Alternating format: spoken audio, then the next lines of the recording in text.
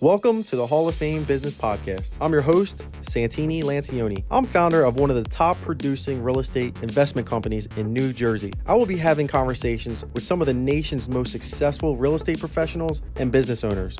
My goal is to educate, elevate, and inspire anyone looking to take their business to the next level. We're here today with Tim T. He's one of the biggest flippers in South Jersey. He's also the vice president of Nation One Mortgage. He also has survived a couple market cycles. So not a lot of people that I know have been in the industry before 2008. Super excited to have him here today. So I'm just very blessed today to have Tim join us. So Tim, welcome to our studio. I appreciate it, man. I appreciate it. Definitely, man. So let's just jump right into it. How'd you get into real estate? It's actually almost, 16 years ago is when I got sober. I used to own a trucking business. I had 14 trucks on the road. And right out of high school, I started this trucking business, and I was delivering mattresses. First year, I bought one truck. Every year, I was adding trucks. I gotta be honest, I was making close to $1 million a year as driving a truck for a living. So I wind up getting addicted to Oxycontins, and over the years, my business I went from 14 to 10. Like, the addiction took over, and I wound up losing everything. Wound up getting sober, didn't know what to do with my life, and I started selling furniture at Ashley Furniture. And it was the first real job I had to get because I had my own business right out of high school. Yeah. So I'm selling furniture. I'm there about a year. And this guy walks in, this guy Craig Sherlock, and tells me he's doing mortgages. And,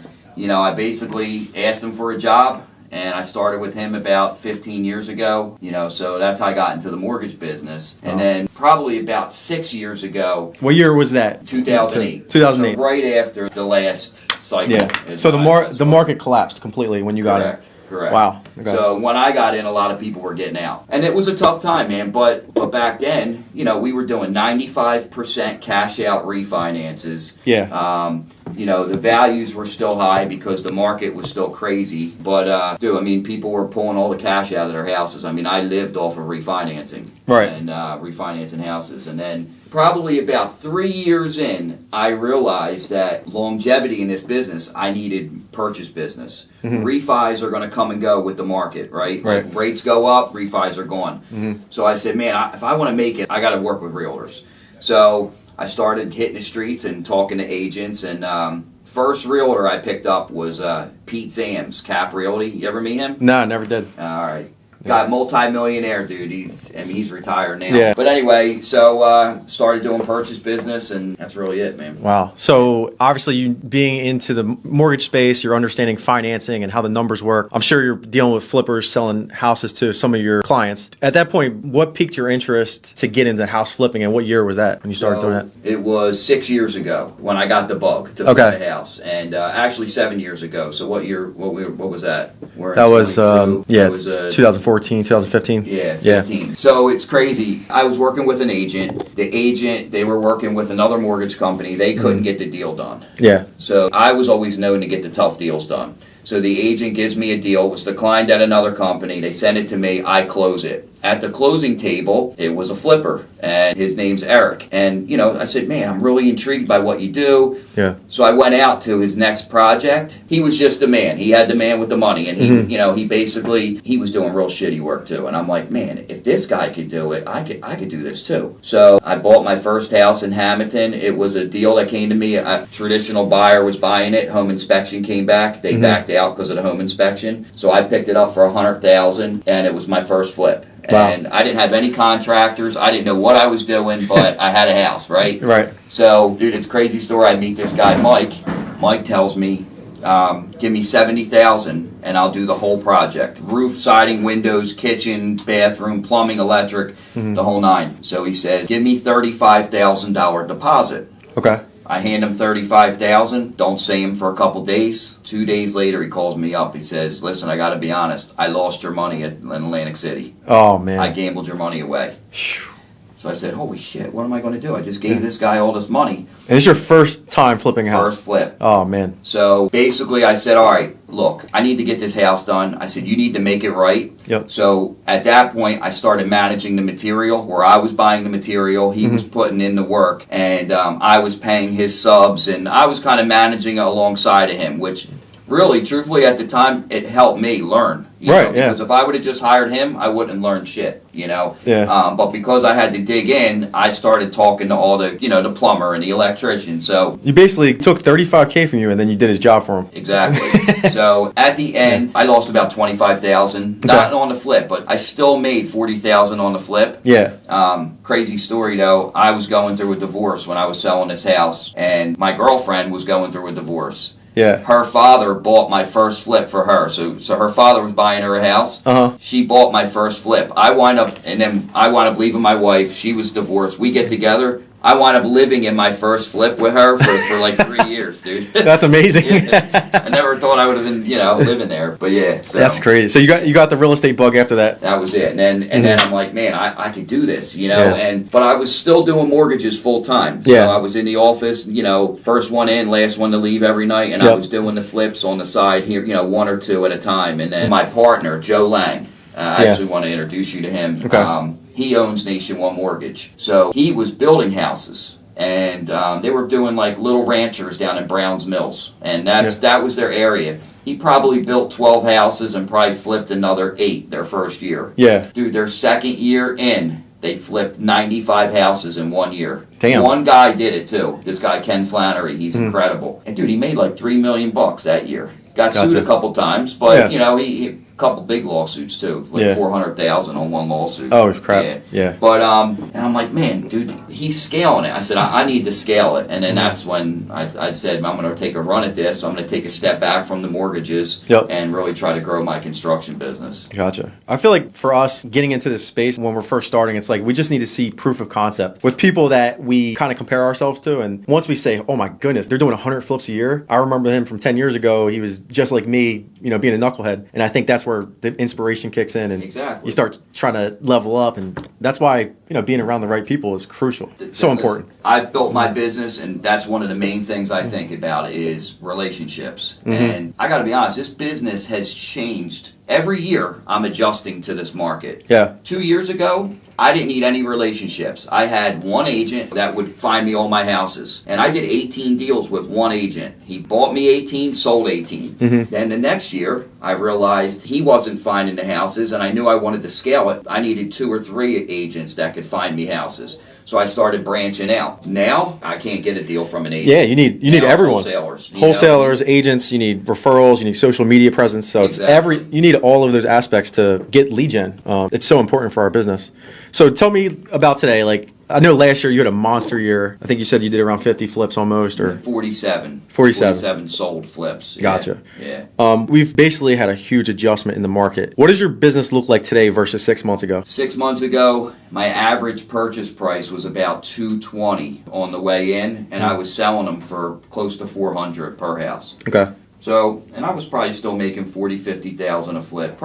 I'm averaging right now about $44,000 a house. Okay. Now, I won't touch anything close to $200,000 on the way in, Okay. unless it's in a great area. Right now, it's all about really buying them right. I won't take any risk. I'm not going to rush into anything. Just bought one for $125,000. I bought one for $60,000. I bought another one for $210,000, but it's in Washington Township, so I know that area is still good. I'm getting deals. I'm just not getting enough. Yeah. Going from 49 houses, I got to be honest. I don't want to do that again. Now, I did 49 houses with 3 different partners. Yeah. And then I did probably 11 of them on my own. I want to be able to do 20, 25 deals a year on my own with no partners, and I'd be satisfied with that. Yeah, it's tough. I mean, I think partnerships are good, but it really depends on your situation and who the person is. Right. Did you set the right expectations? Because we go into these partnerships so optimistic. We think that everything's always going to go our way. And as soon as we face our first hurdle, you get to find out who that person really is. And I've seen it. That's why experience is important, because you take your bumps and bruises, and I like to pay for that experience a lot of times, so I don't have to go through that through mentors and coaching. That's crucial for sure. So my partnership, I did 28 houses with Joe Lang, the owner of Nation One. And in September, he seen the writing on the wall. He said,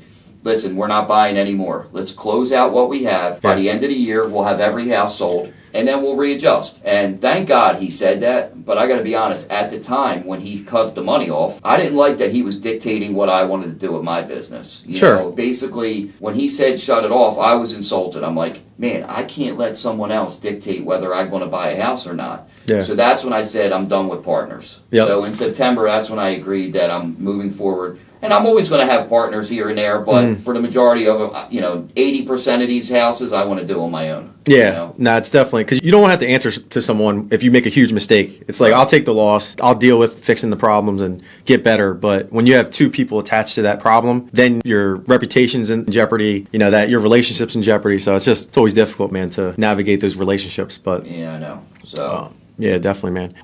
2023, where do you think the market's heading? I think that the whole entire year is going to be an adjustment. I think that we're not going to see the bottom until, listen, we're all going to still do business because we're hustlers, right? And we're going to make it happen and we're going to adjust. But I see it going into 24 until we really start to see the market start to bounce back again. I think that, I just did a flip in Atlantic City. I got $30K over ask for it. You actually walked the house on Bartram Ave, the one that was in mid-construction. Okay. Yeah. I listed for $770. They offered me $800 not to put it on the market. So we closed in 2 weeks on it. That's amazing. Yeah. Actually, the one that you did walk, the nicer one, I lost 50 on that one, but I made 180 on the one that was in construction. Wow. So... I made $130,000 between the two houses, which... Did you spend more money on the one you lost money on? Oh, yeah. We spent $800,000. Or gotcha. We spent $700 and something thousand. We went overboard. Yeah, and then the interest and the fees on those hard money loans, they just take out like 60 to 70K of I'm at interest. $4,800 a month just in interest, plus taxes of $1,000. So I'm $6,000 a month every month.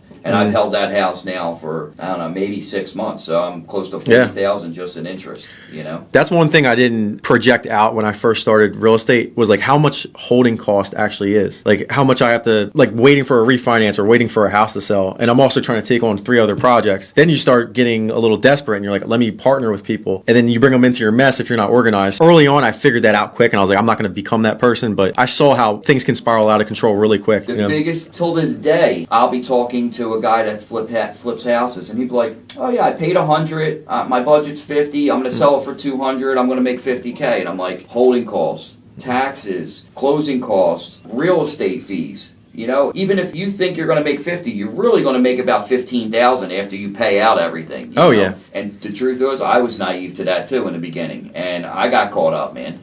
There was a time I couldn't make my mortgage payment at the end of the month. I had to borrow money from somebody because I had maybe 10 houses through hard money. I wasn't even using all my money. Yeah. But because I was paying so much, I never expected the monthly payments. I had them. It was just crazy, man. No, I get it. Yeah. I was telling somebody the other day, when COVID hit and all of the banks shut down, I was finished projects and I couldn't refinance the property. So like every single month, I was getting hit with probably like a $10,000 or $15,000 interest only bill times 4 or 5 months. Plus they dropped the LTV like 15-20%. And I just got smoked during that period. And you got to be ready to take those losses. I was scaling. I had like 10 or 15 projects at the time. And I knew like worst case scenario this would happen. And it actually does happen sometimes. So you got to be prepared for that stuff. And, the last house, I got a house settling on the 30th. I'm losing $49,000 on that. Actually, no, $55,000. We had to remove an underground oil tank. $55,000. It cost that much to remove the tank? It cost me $6,000 to remove it. But I was losing $49,000, and then we had to remove the tank. So now I'm losing $55,000. That's settling. I have another one settling first week of January. I'm losing $15,000 on that house. It was one of those houses when the market was booming. I'm like, I knew it was going to be tight. I'm like, but someone will buy it. I just took a shot on it, and I'm losing 15 on that one. I'm breaking even on one, closing beginning of January, and I'm making 50 on another one. They're the last 4 houses I have with my partner. Okay. And then I have another partner. I'm losing 60 on one in Mullica Hill. Yeah. So, but I had so many that I made money on, But dude, it's defeating, man. When every house you're selling, you're losing money. Yeah. And it's like you forget, the million you made earlier in the year. Yep. So, that is true, man. Yeah. If you look at the big picture over the last 2 years, I mean, the profit we made versus like the tail end of it, it might have wiped some people out, but if you were smart with your money and you put away your tax dollars, you should have been okay. You know what I mean? And in the beginning of the year, we were averaging close to $70,000 a house. Yeah. So when I say I'm averaging 44,000 a house, that's after all these losses, you know. So, Yeah. but man, when we were averaging close to 70, that's a big number, dude. When you're doing volume, because last year I averaged, I think, 41,000 a house, and I only did 22 houses. So the fact that I did, you know, we're going to finish with 47 houses, and I'm averaging 44. That's really good. Yeah, it is for sure. All right, so what are some of your goals, either your personal life that's going to affect your business in the next 3 to 6 months? So very short window. Like, what are you trying to accomplish in the next 6 months? Build more relationships for my mortgage business. You know, get in touch with more agents, start networking. And what I'm doing right now is I'm taking the flips, anything I buy from a wholesaler or anything I get that's not through a real estate agent, I'm using those flips and I'm handing them out to agents to try to grow my business. Okay. So I referred a deal out to Colleen Durego, Yeah. you know, and I said, look, I'm going to give you this listing. You know, when you get a buyer, send me your next few buyers. And I didn't have to do that years ago. Now I have to do that. So really for me, over the next 6 months, it's about building new relationships and working harder, dude. I'm working. I've seen 15 houses this week alone. I've never had to work so hard to just find houses. You know? You love it though. It's in your blood. It is, dude. I sit at home on Sundays with the family, and I'm just like chomping at the bit. Like, oh man, Monday morning's coming around. I know. And I try to be present, but it's like in my nature to just grind, you know. But it's the age too. I'm sure I'll grow out of it. It's a phase. Yeah. Of our You know business what? life, I don't know though, man. You Yeah. know, we're workers, and but dude, I wouldn't do. This is the best thing in the real estate. Is hands down the best thing. I'm so grateful to be in this space. Yeah. And dude, I'm honestly grateful that I met all you guys, because you guys are inspirational for me. Because I'm older than you guys, so I'm watching you. You guys are younger than me. You are killing it, and I'm like, Appreciate it, man. and I got to thank Rob Eunice for introducing us, because you know Justin Johnson, you know Phil, you guys are running South Jersey. Now, he's one of those connectors. He just knows how to add value to groups, and he gets out of the way. And I think that he did a phenomenal job just bringing certain people together, like Sam, you, people that I generally wouldn't get in touch with. Right. Just because I think you were buying houses from our team. It was like I really never need to get involved, but Exactly. I'm glad that he brought us together. What do you know now that you wish you knew when you first got involved in real estate? Really the numbers, you Yeah. know, really expectations on, and right now what I'm learning right now is, and what I didn't even really think about it back then, was because what's crazy, dude, I got into this business in 2008. My income has gone up every single year until this year. You know, I've made more money every year. What business can you go back and say for the past 15 years you've made more money? You know, and I consider myself self-employed, even though I work for a mortgage company. There's no salary, there's no guaranteed, you know, I got a producer, I don't get paid. Right. But what business will you can go in where you had a 15-year run of making more money? So right now it's expectations, you know, it's realizing that we can have a down year. 15 years, I mean, I haven't seen it since. I haven't seen a down year. So this is the first time I'm experiencing this. And, you know, honestly, I've been depressed, but I'm trying to get out of that, dude, because I can't go through life upset and thinking about all the money I'm losing. I got to be grateful for where I'm at and what I do have. Yeah. You got to put it in perspective. Like, if someone told you 16 years ago that, hey, I'm going to put you in a 15-year run where you're going to make a fortune, and then at that year 15, it's going to slow down for you, who wouldn't sign up for that? Because that's like the longest run we've ever had since the 19th or 20th century. Pretty crazy to think about. Now, when did you get started? When did you get started in wholesaling? I started wholesaling right when COVID hit. So talk about adjusting your business and doing the thing. I thought you were doing it before that, no? Not really. I was using some of the acquisition strategies, but I wasn't reselling the deals. So you were keeping. I was buying everything myself. Okay. Yeah. So when COVID hit, I quickly had to adjust. Only because the bank rates went skyrocketing and the loan to value changed, and then the inventory shortage was nuts. So I was like, you know what? I'm already a good sales guy. I understand marketing. I understand how to run a business and a team. This is perfect. So I got a sales guy, and he actually was with us for like 4 years. But him and I just kind of put our heads together. We started going to local networking events, latched on to some wholesalers, and just learned the business organically. Became obsessed with podcasting, YouTube videos, and got into the trenches. And when you're starting off as an investor, there's no better way to transition into wholesaling. So I knew the numbers. I knew exactly what people should be paying, what to look out for, renovation costs, ARV, RVs. I had relationships with banks, appraisals. I knew how long it would take for them to recycle their money. So like I just already knew the front and the back end of it. It was just about executing. And it happened so quickly. Like the first year, within like a couple months, we just took off. Like, and I think the preparation, the vision I had, and just putting it all together, when you plan ahead of like that, like good things happen. It's when you try to wing it and it's like a dream of yours, but you don't have a plan. It gets now, tough. Are you still keeping properties? Are you still buying or not really? Kind of. I always think in my head like I'm not buying it. Then I look at what I'm working on. It's like I have 4 flips going on. I have a couple refinances I need to do with rental properties. So yeah, I'm buying, but it's not my first like priority of the day. It's like if a really good deal comes along, I'll figure it out. So what's your first priority? Wholesaling. Wholesale it. Okay. Yep. So within 2 years, your whole business model has changed. I'm 95% wholesale. Listen, man, I feel like again it comes back to relationships, dude. You have a good team, man. You know, everyone's killer, man. You know, Sean, Joe. You know, you just brought Ariana on. You know, Jesse. Jesse's a beast. Yeah, Jesse's a hard worker, man, and it's like that's how my mortgage business I've been able to grow is because I have Dan Pachowski. He's like he started with me 9 years ago. Yeah, dude. And you know, I'm a tough guy to work for, man. I expect everyone to work like I work, and you realize that people don't work like you work, you know. And typically not, right? No, but this guy Dan, I molded him into a mini me, versus you know he's a hard worker, man, and dude, my mortgage business, I'm grateful for him, man. I mean, without him, dude, I'd be in trouble. You know? Every big time business or major CEO, you probably will find a good number 2 behind them. It's like you'll usually find a good, every good man has a good wife. It's like in the business, you have a good number 2, and I think that And how'd you meet Jesse?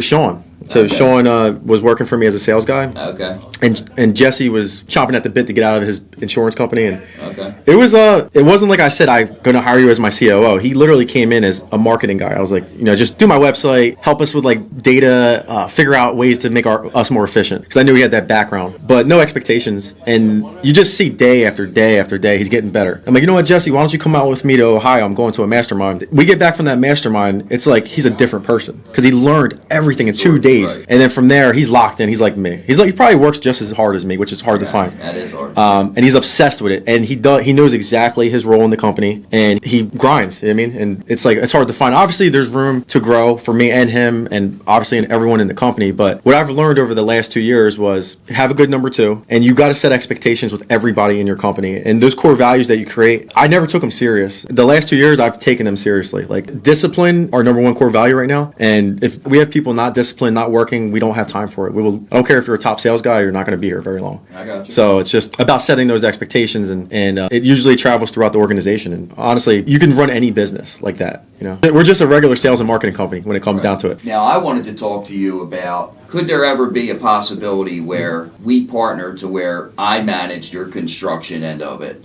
To where even if I got my own deals, there are deals, right? Yeah. Where, maybe one day we could talk about that and what it would look like, because you find the deals. Yeah. You have the deals. I can do the construction, and I'm in and out in 60 days. So the financing aspect, because I know you need to sell a certain amount of houses, you got big overhead. Yeah. You got to hit that monthly, goal every month. So holding these houses and waiting, think about it. If we buy a house, I have it done in 60 to 90 days. We still got to sell it. It's still a 5 to 6 month hold. Yeah, exactly. I think there is a possibility. The only thing we would have to do is say we were going to put an assignment fee on it. And like if I could have sold it for $25,000 to an investor, it would be a situation where I'm like, hey, Tim, we're going to put a $10,000 assignment fee because we need to pay for the marketing that we're dumping into this, the salaries. I got to pay the commission guys. So like that would probably be like, there's always like a flat discount on it. And then maybe we could do a different type of split on the sale where you would make a little bit more and then we would take home a percentage. But that's a possibility. I've been wanting to talk to you about that because I'm struggling to find the houses. I'm sure that, your construction end isn't as smooth as it could go. Dude, our construction end gets no attention because I'm so focused on acquisitions. Like, you think about this business, the hardest thing in this business is finding good deals. Right now. Yeah, I agree. I don't know if 2018 and you could jump on a website and find a good deal. Right. So maybe that changes. I might need to figure out a way to get our construction costs down in the next year. That might be the next play. Right. But that's where my focus went. Yeah, so for me, again, I'm paying,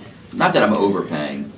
I just do quality work, and I don't hide things. I can't, if I see something wrong with it, even though I know it's going to cost maybe an extra $2,500, I do it, right? Because when that home inspector comes in at the end, and is nitpicking the house, eventually they're going to get you regardless, whether they want a credit or, so I just do it up front. So I do spend a lot, but I'm successful at it. You know what I mean? And if we look at this house together in Washington Township, I'm going to give you a budget, and I could say I'll be possibly 10K under or 10K more, but that's it. You know what I'm saying? So there's always got to have a little buffer in there, but Exactly. No, I think there's opportunity for sure. Okay. So, real quick, you and I were talking about possibly launching a private client education program for either new investors or guys that are stuck doing flips right now and they just need a little bit of a boost to get to the next stage in their career. What are you thinking about that? I think it's definitely something that if there's someone new that wants to flip houses. When I knew I wanted to flip houses, not just do one or a couple at a time, a couple here or there.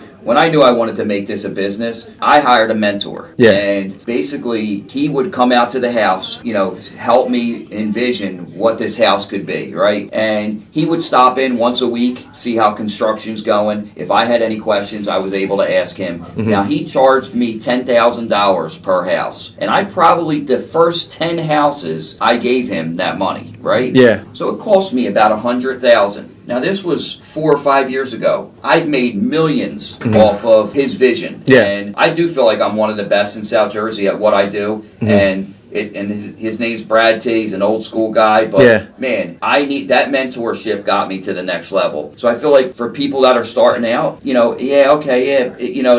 someone might not want to pay or may not say it. I'm telling you right now, mentorship that's going to help you get to the next level to do a good flip and make money. I agree. At the end of the day, it's about making money, right? Yeah. Keep an eye out. Tim and I are working on something where we're able to give back to the local South Jersey community. We're able to coach up different investors, help them, whether it's financing, whether it's mindset, finding subcontractors, whatever it is. We're going to be hopefully that plug for you to get to the next level. Him and I have done over 200 deals a year, I would say, over the last 3 to 4 years. I'm a little bit newer, but Tim definitely has more experience in life, and especially with market turns and all this. But I think with me personally, I've shielded myself with the right group. I'm in the biggest mastermind in the country, so I'm always ahead of what's coming. I knew that this point in the year was going to happen probably back in July, not even kidding. So I pulled a lot of my chips off the table, adjusted my marketing, my overhead, my staff, and I was prepared for it. A lot of people don't see these things happening because they're not in the right circles. Right. So that alone, just being connected to guys like us, would save you hundreds of thousands of dollars of making mistakes. Now, what do you think for this year or next year coming up? What's your opinion? So next year, I think be aggressive. Just don't buy houses that are in that $400,000 or $500,000 resale price range, unless it's an absolute slam dunk. So if you're in that $400,000 range, all the comps should be high fours, and you're going to sell around that low 420 range. So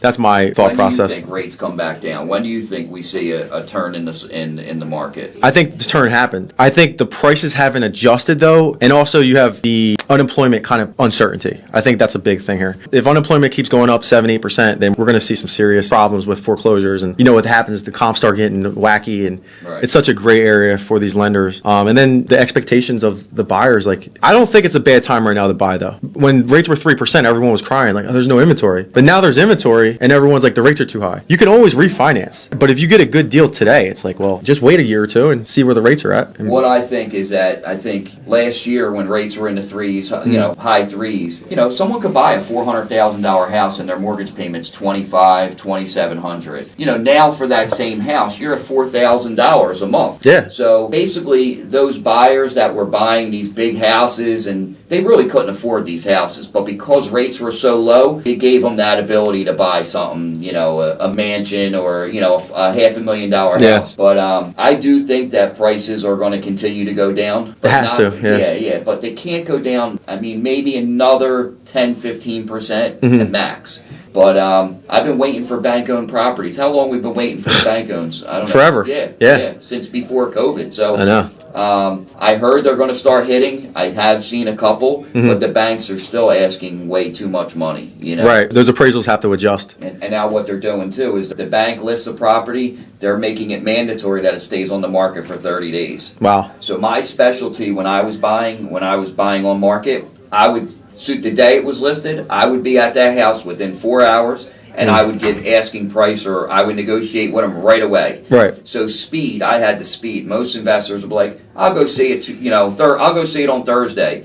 That hit on Sunday, Monday morning, I was there. and that's how I picked up a lot of houses. But now that's over. Yeah, you lost your Now competitive they can sit advantage for 30 days. Yep. You know, so this is part of the space though I love. It's like, all right, another hurdle. Who's going to adjust? Who's going to figure out the loophole faster? Who's going to be the best schemer? Like that's where I think, you know, I graduated college, but I was like the worst student ever. But I'm like street smart. So like these are the situations where I think I come out on top. I know it's not ideal for the economy, but you know, you got to make your living somewhere. And I don't know. I don't think people are going to out hustle or outthink guys like us. We're just too quick. Yeah, I agree, man. But I mean, I'm excited about the challenges ahead, but there are going to be some tough times, and I'm not going to say I'm bulletproof. Right. I'm taking some hits on some of the flips, but I'm also hedging it with. I'm still making big money.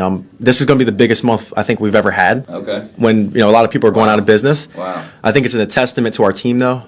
The vision we've had, the not deferring or getting distracted from our business model, and also the circle, like keeping guys around us that just like, hey, you know, you got to stay on this path. Don't get distracted. Don't fall off the deep end. You know. Well, for you, your business is thriving too because you're in a spot where there's no inventory for flips. You're providing that inventory, so you could charge a little more than what you could a couple years ago. Yeah. You know, you might have been making 10, 15,000 a spread. Now you can do 25 to 40. You know, and people are still going to buy. Yeah. Well, a lot of our business now is actually coming from novation deals. So we're able to buy houses that are almost turnkey, pay a little bit more from them, but sell them to a FHA buyer without having to sell it to or close on it. And that's been a game changer for us because now we have every exit strategy imaginable. So the wholesaling space, if we just wholesale, we wouldn't be doing well. Okay. Like we have to use other exit strategies for sure. Okay. Because the flippers are, you know, there was 100 bids on every property we had 6 months ago. Now it's like we're fighting for our lives to get them sold. Right. Sometimes. So it's not the same business, but the retail buyer space is where we're capitalizing right now. Those rates keep creeping up. We're going to have to adjust our model. And I think that's where it comes in, like creative finance, lease purchase options.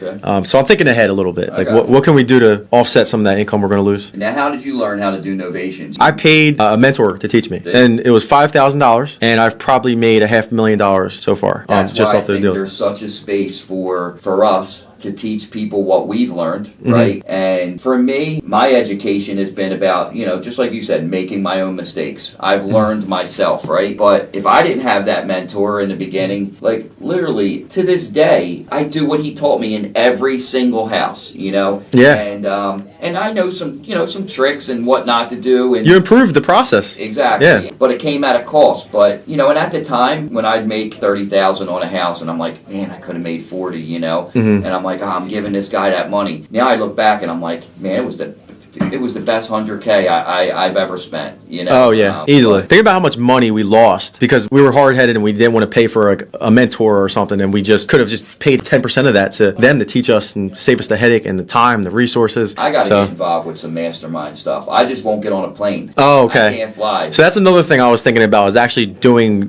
one locally. I just got to be very selective because the thing about masterminds, you want to have like a standard there. Like you don't want to have, you know, too many newbies in there. So I want to make sure that if it gets created, it's got to be a certain caliber, you know, or if, hey, there is new investors that want to also participate, then we would have like a new investor mastermind. And then, so like with Collective Genius, there's two different masterminds. There's one where you have to do 25 deals to 75. That's the you have to first. prove that to them now? Yeah. Well, I mean, they'll know. I got you. That's the first level. And then the level I'm in is like, I think it's 125 plus deals a year. Okay. But literally, like, we're one of the smallest guys in there. So you'll know right away if someone's pretending. But I would say the value there is mindset. Like, just elevating your standards, like, knowing what's possible. Just having, like, you know the story about the 4-minute mile. Like, once someone broke that record, everyone started breaking the record. And that's kind of, like, what Collective Genius and these masterminds do for me. Like, I see a 23-year-old kid doing 5 times more business than me. What do you think I'm going to do when I go home? Right. I'm going to be sick. You know, I'm like, let's get back to the drawing board because I can do this, too. Right. I'm super happy that the guy's doing well, but it's just, for me, I'm such a competitor that I want to get to that space. Same with me. You know what I mean? We just recruited, so Nation One's been recruiting loan officers. We recruited Eddie Hannigan, Jim Butts. We also recruited Blaze Manzoni. You ever hear him? Blaze, yeah, it sounds familiar. He's down in the Vineland area. Okay. He's a beast. I mean, he worked for Finance of America. They went out of business. He interviewed a bunch of companies. He came to Nation One. Yeah. And he's doing more deals than I am. I was the top guy in the company, and now he's doing more deals. So I'm like, fuck, man, I gotta be, you know, I gotta fucking figure this out because I gotta, you know. So I pride myself when I want to be the best, man. You know? So it's healthy though. You know, to be that way. I think guys like us, we have a little bit of an edge because of how competitive we are, and also it's fight or flight for us. Like if we don't make money, then our families, like we don't have a W-2 W-2 job. Right. Well, I don't have a W-2 job just hanging over my head. But the way I actually every day come in with an edge is by just like being intentional about it. Waking up and having free time and just journaling and working out, taking care of my body. And I'm just thinking, like, if you give yourself time to think every day before you get into the office, like, I'm telling you, you're going to get 10x results just by thinking and planning and having the right intention, setting your day, man. I don't eat healthy. I'm not in the gym. And I don't, you know. So that's your next thing is like, how can I take care of Tim's mental, which is your physical as well? Like your body and your mind is connected. So that's where let me get up an hour earlier. It's going to be painful at first, but hey, it's going to have 20 times the results I'm dealing with. You'll have some peace with it too. Like just being alone, people ain't calling you, bothering you. Like when I wake up and I get a call about a service call, the hot water heater went out. It's like, dude, what kind of start to my day am I having? And then I got to get my baby ready and drive her somewhere or drop her off at her grandma's. It's like, I'm already off to a bad start. And that happens to me still. I'm not like perfect, but that's every day for me, dude. Yeah, every day I get a phone call. It's this, it's that. You know, it's like fuck, man. Yeah. I want to walk in with such an edge over everybody else, and just know like you can't ruin my day or defer me from the plan I had. It's so important to me. Like that's probably 90% of the secret of why I've been slow and steady. And now you learned that through going to these masterminds, or is that just honestly reading? I've been reading like books, reading books like crazy. So that's been huge for me. And like these guys challenge you about getting up earlier. Like the Morning Miracle is a big book. Someone presented about that at Collective Genius. So just learning that. And Phil Vaughn's a big morning guy. Okay. So I see him in the. He always like pressures me like, he'll text me at 6 a.m. make sure I'm up sometimes. Like, send me a picture like, you didn't answer me, man. What's going on? That's cool. So just having that accountability circle. Yeah, that's good, man. But I'm excited. Tim and I are gonna definitely put something together very soon. We'll probably start with a workshop, get some feelers together, see what the market demand is. I know that it's kind of a lot of uncertain times, but there's no better time to invest in coaching or mentorship than now. It's like take a step back to take 10 steps forward, and that's where we're at today. I agree with that, man. Look, I appreciate you having me come in, man. Absolutely, Tim. All right, bud. Appreciate you. Thank you. Yep.